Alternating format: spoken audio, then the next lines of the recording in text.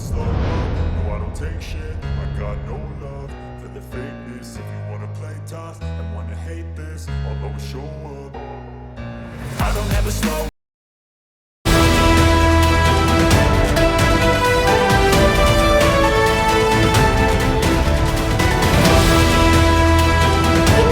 Iran కు Trump లొంగిపోయారా?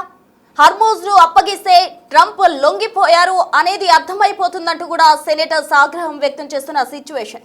అసలు Trump లొంగిపోయారు అన్నదానికి ఆగ్రహం వ్యక్తం చేయాల్సిన పరిస్థితి ఎందుకు వచ్చింది? అసలు ఏం జరుగుతోంది? పశ్చిమాసియాలో మొన్నటి వరకు కూడా ఉద్రిక్త పరిస్థితులు ఓ రేంజ్ లో సాగాయి. అయితే ఇప్పుడు ట్రంప్ ఏదైతే తాజా ప్రకటన చేశారో దానికి సంబంధించి సెనేటర్స్ అయితే తీవ్రంగా కూడా ఆగ్రహం వ్యక్తం చేస్తూ ఉన్నారు. 2 వారాల పాటు కూడా అటు పాక్ కి సంబంధించిన ప్రధాని షహబాజ్ షరీఫ్ ఇంటర్ఫేరెన్స్ తోటి ట్రంప్ మెట్టు దిగొచ్చిన సిచ్యువేషన్ కూడా నెలకొందని చెప్పాలి. ట్రంప్ సరెండర్ అయ్యారంటూ అమెరికన్లు గుర్రుగా ఉన్నారు. యుద్ధంలో ఓడిపోయారంటూ కూడా సెనేటర్స్ ఆగ్రహం వ్యక్తం చేస్తున్న పరిస్థితి. యుద్ధంలో ఓడిపోయిన అంటూ కూడా ఆగ్రహం వ్యక్తం చేస్తున్నారు. మరోవైపు హర్మూజ్ అప్పగింతే ట్రంప్ లొంగిబాటుకు సంకేతంలాగా కూడా కనిపిస్తుందంటూ వారు చెప్తున్న పరిస్థితి. ట్రంప్ రాజీనామా చేయాలని పెద్ద ఎత్తున డిమాండ్లు చేస్తూ ఉన్నారు. ట్రంప్ ఇచ్చి విధానాలకు స్వస్తి పలకాలంటూ కూడా సెనేటర్స్ చెప్తూ ఉన్నారు. ఏప్రిల్ 10న ఇస్లామాబాద్ వేదికగా అమెరికా ఇరాన్ చర్చలు సాగబోతున్నాయి. తొలిసారి ముఖాముఖిగా భేటీ కాబోతున్న ఇరు దేశాల నేతలు. యుద్ధం శాశ్వత ముగింపుకు సంబంధించి చర్చలు ఫలిస్తాయా? ఈ చర్చలు దౌత్యపరమైన శాంతి కోసం ఎటువంటి సంకేతాలు ఇవ్వబోతున్నాయి అనేది ఇప్పుడు ప్రధాన అంశంగా మారింది. అమెరికా తరపున జేడీ వాన్స్, స్టీవ్ విట్కాఫ్ అలాగే జారెడ్ కుష్నర్ హాజరు కాబోతున్నారు. మరోవైపు ఇరాన్ తరపున అబ్బాస్ అగార్చి నేతృత్వంలో చర్చలు జరిగే అవకాశం ఉంది. 2 వారాల్లో చర్చలు కొలిక్కి వచ్చే ఛాన్స్ ఉంది. అయితే ఇప్పటి వరకు కూడా ట్రంప్ ఏదైతే ఇంటర్ఫరెన్స్ అటు పాక్ కి సంబంధించిన మధ్యవర్తిత్వంతో ట్రంప్ 2 వారాల గడువు పొడిగించారు. అయితే ఇటు చూసినట్లయితే ఇరాన్ కూడా దానికి అంగీకరించిన పరిస్థితి. పాక్ మధ్యవర్తిత్వాన్ని యాక్సెప్ట్ చేసింది ఇరాన్. అటు హర్మూజ్ జలసంధికి సంబంధించి కూడా వాళ్ళు ఒప్పందం చేసుకున్నారు. అయితే ఇది తాత్కాలికంగానే ఉంటుందా లేకపోతే ఈ యుద్ధానికి ఒక ఎండ్ కార్డు పడుతుందా, ఎలా ఉండబోతుంది అన్న దానికి సంబంధించి తాజా అప్డేట్స్ మా ప్రతినిధి శివ అందించేందుకు సిద్ధంగా ఉన్నారు. శివ, చెప్పండి. ట్రంప్ చేసిన తాజా ప్రకటనతో అటు సెనేటర్స్ తీవ్రంగా కూడా ఆగ్రహం వ్యక్తం చేస్తున్నారు. 2 వారాల గడువు ఇవ్వడం జరిగింది ఇరాన్ కు సంబంధించి చర్చల కోసం. మరి ఎలా ఉండబోతున్నాయి పరిణామాలు? రైట్, 40 రోజుల యుద్ధానికి అమెరికా ఇరాన్ మధ్య కాల్పుల విరామ ఒప్పందానికి సంబంధించి 2 వారాల తాత్కాలిక విరామం సంబంధించి ఒప్పందం కుదిరింది. ట్రంప్ సరెండర్ అయ్యారంటూ కూడా అమెరికా వ్యాప్తంగా నిరసనలు వెలువెత్తుతున్నాయి. ఇక అమెరికన్లు ట్రంప్ పైన ఆగ్రహం వ్యక్తం చేస్తున్నారు. యుద్ధంలో ఓడిపోయారంటూ సెనేటర్లు ఆగ్రహం వ్యక్తం చేస్తున్నారు. హర్మూజ్ జలసంధిని ఇరాన్ కు ఎలా అప్పగిస్తారు? హర్మూజ్ అప్పగింతే ట్రంప్ లొంగుబాటుకు సంకేతం అంటూ కూడా సెనేటర్లు ఆగ్రహం వ్యక్తం చేస్తున్నారు. ట్రంప్ రాజీనామా చేయాలంటూ పెద్ద ఎత్తున డిమాండ్లు వినిపిస్తున్నాయి. ట్రంప్ తీసుకునే పిచ్చి విధానాలకు స్వస్తి పలకాలంటూ కూడా సెనేటర్లు హితవు పలుకుతున్నారు. ఏప్రిల్ 10న ఇస్లామాబాద్ వేదికగా అమెరికా ఇరాన్ చర్చలు అనేవి జరగబోతున్నాయి. తొలిసారి ముఖాముఖి భేటీ కాబోతున్నారు దేశాధినేతలు. అయితే యుద్ధం శాశ్వత ముగింపుపై చర్చలు జరిగేందుకు కూడా దీన్ని ఒక అవకాశంగా తీసుకునే పరిస్థితులు కనిపిస్తూ ఉన్నాయి. అమెరికా తరఫున JD Vance, Steve Witkoff, Jared Kushner హాజరు కానున్నారు. ఇరాన్ తరఫున అబ్బాస్ అరాగ్జీ, అంటే ఇరాన్ కు సంబంధించిన ఆర్థిక శాఖ మంత్రి అబ్బాస్ అరాగ్జీ ఈ సమావేశానికి హాజరవుతారు. వీరి నేతృత్వంలో అనేవి చర్చలు అనేవి జరగబోతున్నాయి. అంటే 2 వారాల్లో చర్చలు కొలిక్కి వచ్చే ఛాన్సెస్ కనిపిస్తూ ఉన్నాయి. అంటే శుక్రవారం 10వ తేదీన ఈ సమావేశం అనేది జరగబోతోంది.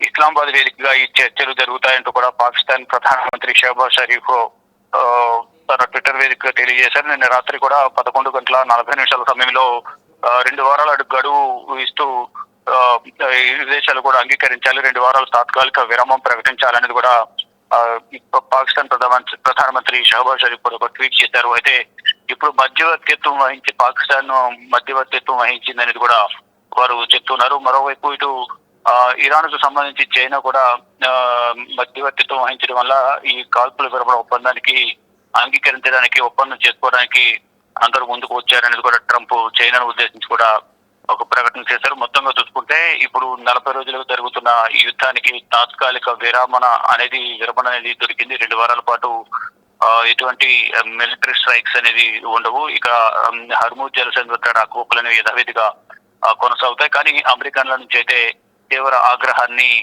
ట్రంప్ ఎదుర్కొంటున్నారు. అంటే సరెండర్ అయిపోయారు, హర్ముజ్ జలసంధికి వర్షంలో వెనక్కి తగ్గడంతోనే సరెండర్ అయ్యారు, ఓటమిని అంగీకరించారు అనేది కూడా అర్థమవుతుందంటూ కూడా ట్రంప్ ను ఉద్దేశించి అమెరికన్ సెనేటర్లు తీవ్ర ఆగ్రహం వ్యక్తం చేస్తూ ఉన్నారు. అయితే గతంలో అమెరికా, ఇజ్రాయెల్ కలిసి ఇరాన్ పై దాడి చేయడం ద్వారా ఇరాన్ చాలా వరకు నష్టపోయింది. కానీ ఇప్పుడు డెడ్ లైన్ విధించడం ద్వారా ఈ డెడ్ లైన్ లో ప్రధాన కొన్ని కీలక విషయాలను వెలుగులోకి తీసుకొచ్చారు.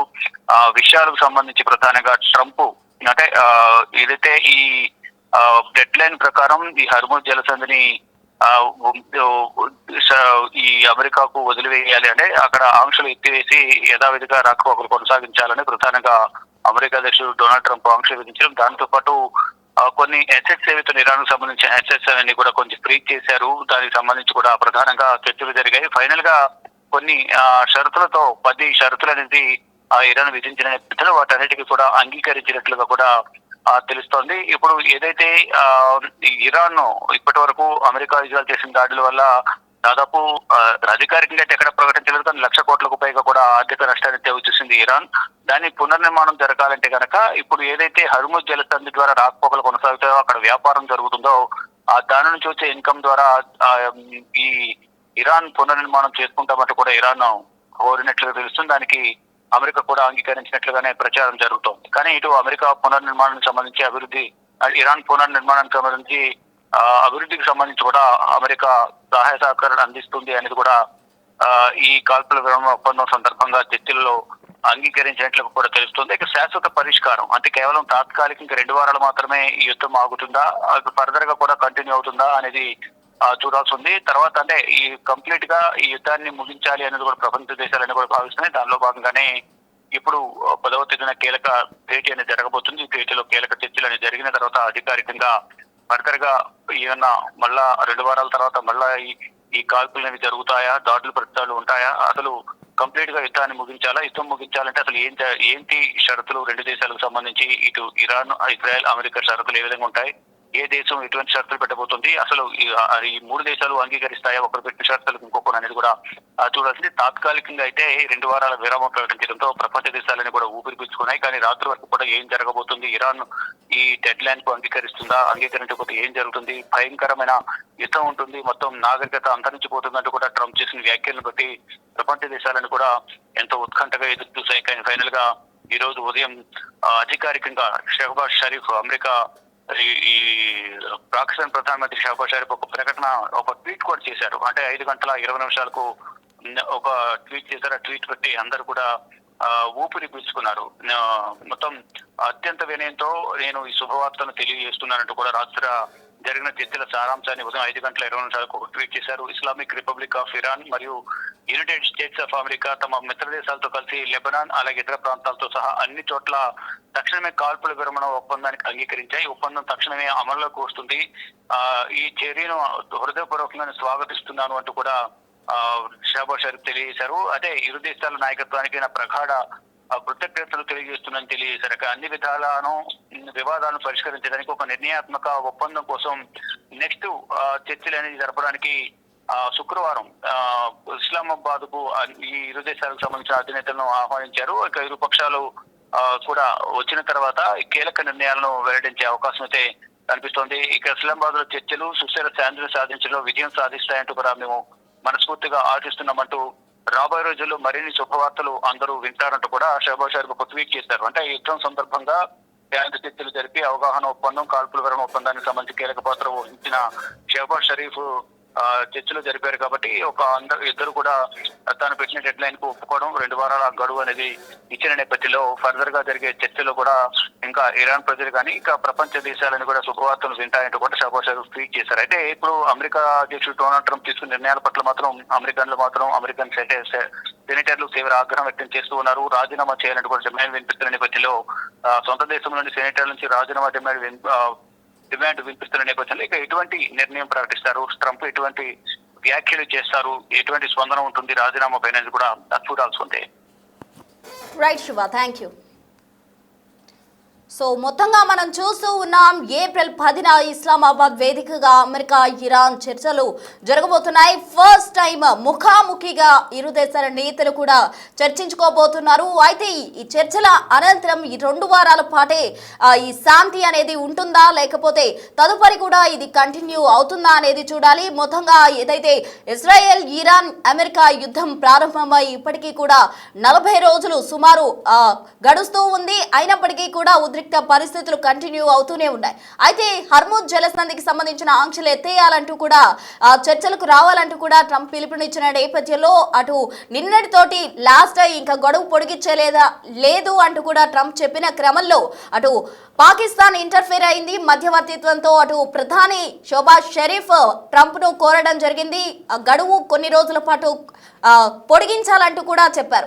అయితే ఇటు ఇరాన్ కూడా అందుకు అంగీకరించింది. మొత్తంగా ఇరు దేశాలు కూడా చర్చలకు అంగీకరించిన నేపథ్యంలో ఇస్లామాబాద్ వేదికగా ఇరువురు కూడా ముఖాముఖి భేటీ కాబోతున్నారు. ఈ చర్చల అనంతరం దీనికి శాశ్వత పరిష్కారం దొరుకుతుందా, ఈ పరిణామాలు ఇదే విధంగా కంటిన్యూ అవుతాయా లేకపోతే శాంతియుతంగా యుద్ధానికి ఒక ఎండ్ కార్డు పడుతుందా అనేది వేచి చూడాలి. سيدي سادتي أينما كنتم ما طابت أوقاتكم مرحبا بكم مساء الفل للناس الكل सामने बढ़ाओ